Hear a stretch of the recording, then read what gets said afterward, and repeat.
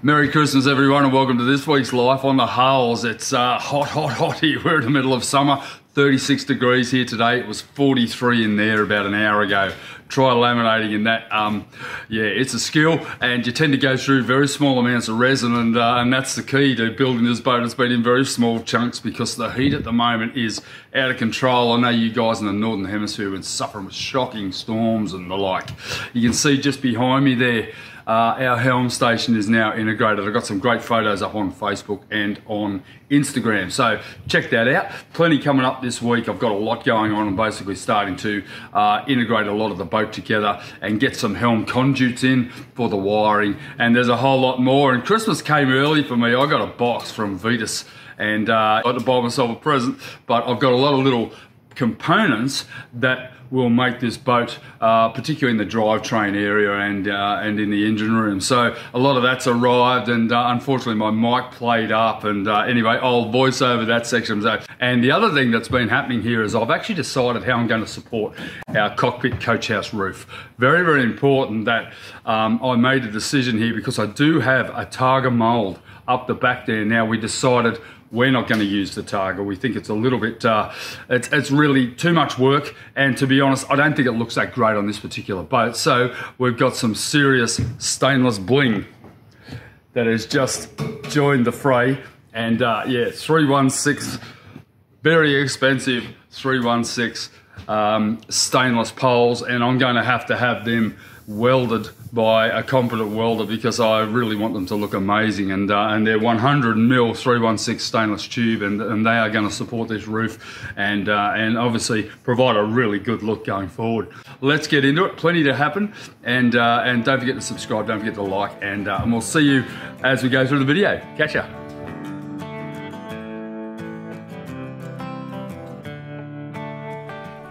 Righto guys, we're going to kick off where I left off last week, and you can see me here removing my custom helm station. This was built out of many pieces of foam and bits and pieces of the rear stair and some kerf foam that I had. And essentially I've been able to build this structure which looks very awkward and very untidy, but I promise you it's actually going to look great at the end, as you saw in the intro, that flash intro I gave you there. Essentially I was able to lift this in and out, which gave me access to the cabin deck wall as well as underneath it, and maybe work out how I was going to formulate a line box for our lines, and also for where the winches and the clutches are going to be carried as well. So the whole process, although it looked complicated, certainly has paid off in the long run and has really assisted me in being able to do this work. Well, now that I've got that out of the way, this line here is essentially the bulkhead underneath here, which you can see through here, which I haven't actually installed yet. So you can see that bulkhead that runs across there, across the floor there. I don't want to be drilling a conduit into the underside of this stair. That would be pretty pointless. So I've drawn that line there, which gives me a bit of a guide with which to be able to put these two rectangular conduits in the floor. Now I do need to consider that I still need to tab that bulkhead on the inside, and I don't want to put it in yet because I've got some work I want to do in here before that fact. But because the wiring's coming up hard and fast, I'm actually going to mount it around about 10 centimeters away from this particular bulkhead edge, so that I've still got room to tab around it, and then I'll put the other one somewhere like this and have them both so that I can physically bracket them or tab them with fiberglass in place through and underneath the actual helm station itself, back in that compartment in the rear. Very important that you get these things tied in. You don't want them squeaking and moving, and I'll epoxy them in the top here, but then I'll also be able to subsequently tab them and fiberglass them to the wall inside the boat. Most important part is I can just put wires down in there, and it's not affected by any of the flow coating or the glassing that I intend to do later on.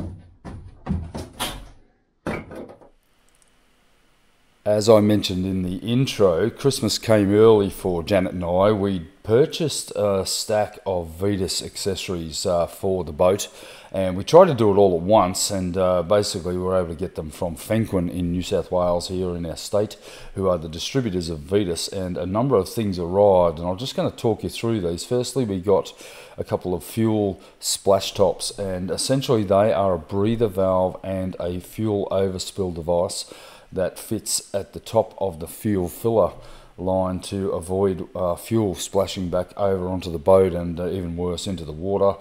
The second thing we were able to purchase was our gooseneck muffler system. Now I went with this in preference to having an additional muffler. So we do have an NLP 75, which is a large cylindrical muffler system, and then the gooseneck muffler as well, which is then fed water from the engine and from the vent. And then another thing we also received is some more stainless bling, and we love this stuff. The engine room vents, very, very important. These are actually measured according to the horsepower of the engine as well, and these ones are suited for up to 80 horsepower motors. Now you'll notice there's a small derayed vent there that actually glues to the back of that to stop any water entering. The stern tubes arrived, and they have a cutlass bearing in them. Now we have a 30mm stainless steel shaft that will have a PSS Pro Seal on them. We went for PSS Pro Seal rather than a normal PSS seal. And the other thing that happened was we found DH Porter here in Australia, who is an independent engineering company. Now these guys are responsible for shafting and propellers and rudder tiller devices, and they're an amazing machining company, engineering company that specialise in marine stuff. Honestly, Glenn from DH Porter in Sydney, I was able to send him the main housing of our propellers and have the shafts matched with the keyway to the propellers themselves, and he did an incredible job, and we were able to get them back within about 2 weeks, and they are just beautiful. So all that to come, guys. Part of the preparations for starting the electrics is I need to have my access hatches, at least the start of them being removed, so that I can access the sender units for the fuel tank, for the black water tanks, the water tanks, and the works, and I need to basically get started on those. And the first thing I'm going to do here, I actually have a template for the only hatch that I have a template for, but I actually have it for the physical fuel tank in the stern cabins, and this is it. I'm going to basically draw this one out. I've cut this out, it's exactly the right size, and it's directly over my fuel intake, my returns and my breathers, and also the sender. Now we want to be able to pass information from here, and the wiring will go in through these conduits here, and obviously back to our switch panel, where we're basically going to be able to read the data on the fuel tank.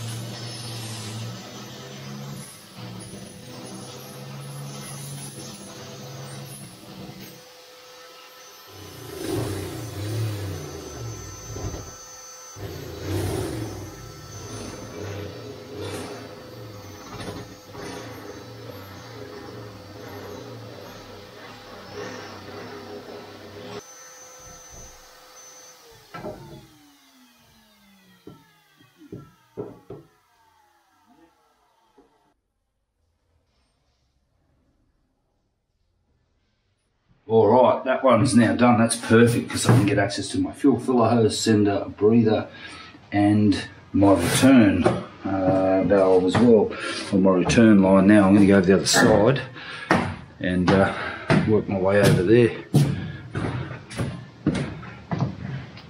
And we're down in here in the other stern cabin. I'll do exactly the same one here.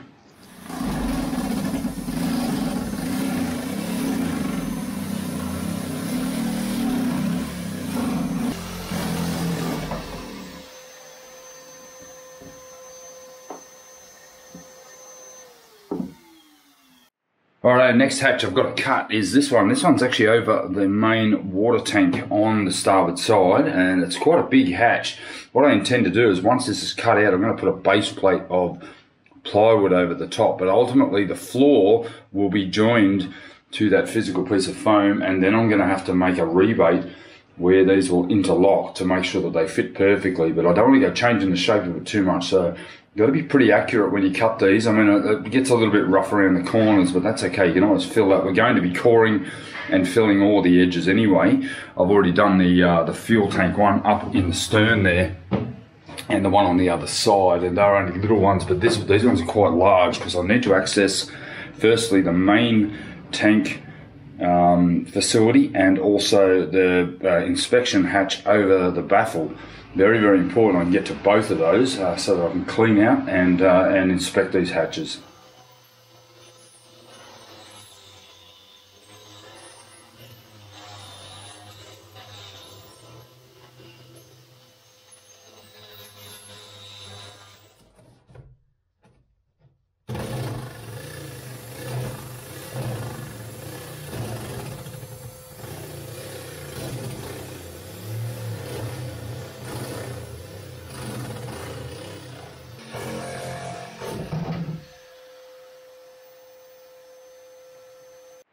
Okay, that hatch is now cut out. Now that is my main freshwater tank. That is around about 210 litres I calculated from the size of it.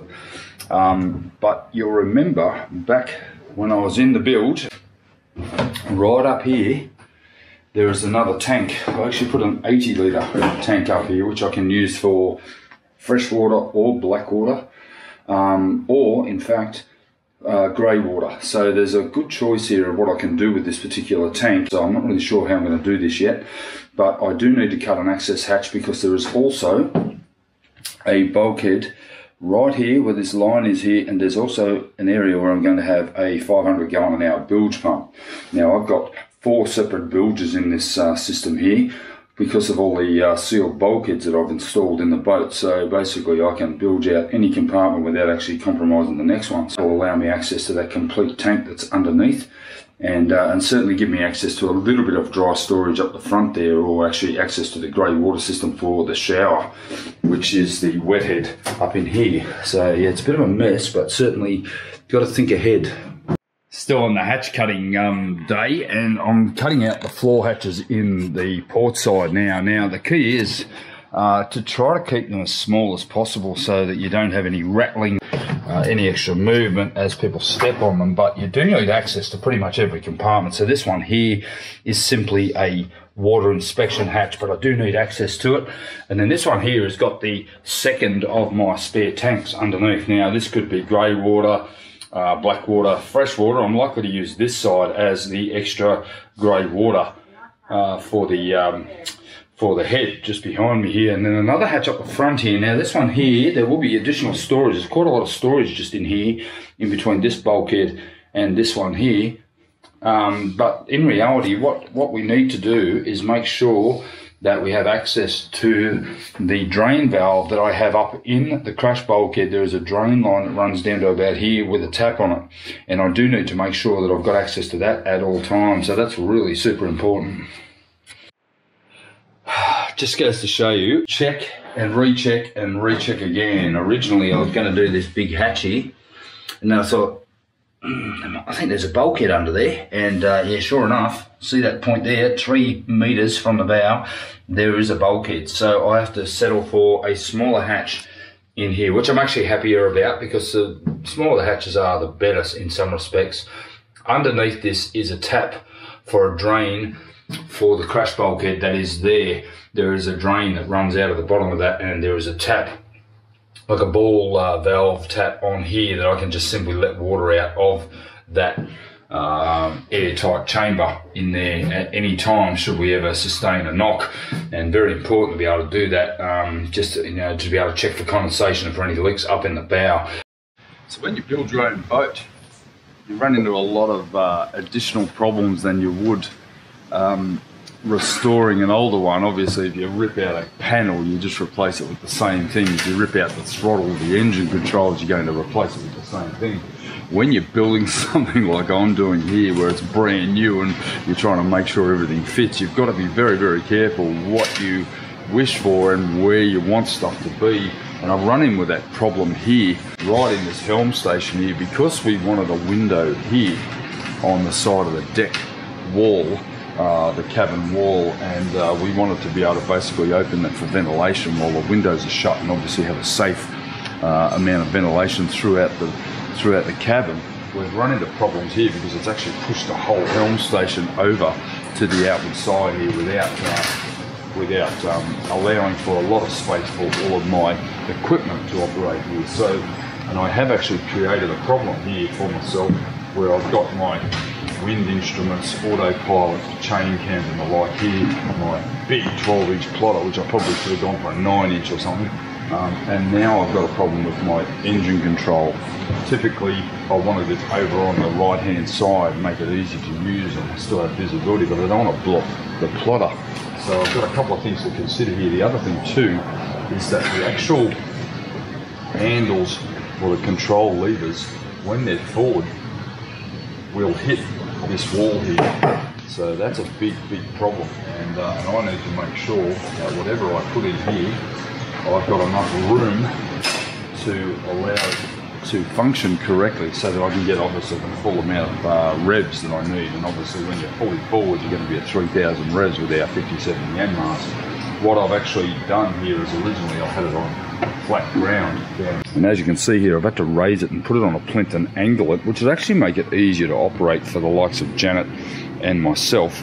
But I do need to make sure that it's not going to interfere with the helm as well. So there's a lot of things to consider when I'm in full reverse. I don't want to be hitting our helm, and obviously if that was the lever, it's going to come down to here, and that could potentially hit the top of our wheel, which is around about here. So there's a lot of geometry going on here that needs to be worked out.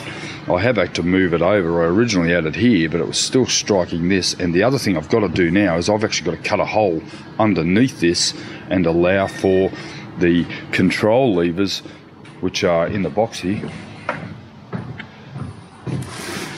And they're pretty substantial. They're 25 centimeters long,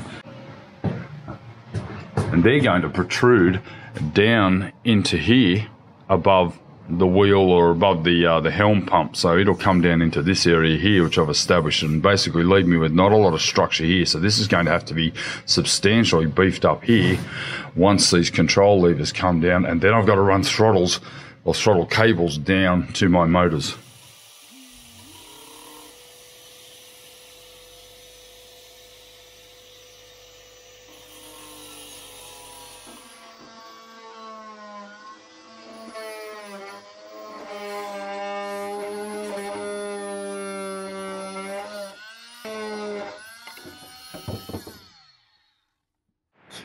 You solve one problem, create another. I've got the wall of the actual cabin protruding now that I have to remove to make sure that I've got room for the levers to go down into there, and it's right above the helm, almost exactly above the helm. So I don't know whether this is ideal, but you know, I really don't have any choice. I don't have anywhere else I can put the engine control. It's a bit of a shame, but you know, to have the functionality of all the lines and have it all come back to this area here, I'm prepared to make a sacrifice with the motors, basically to be able to control the motors from here and all the lines is just a huge benefit to the operation of this yacht. Slight misgivings about putting it here, but by the same token, the benefits outweigh the misgivings.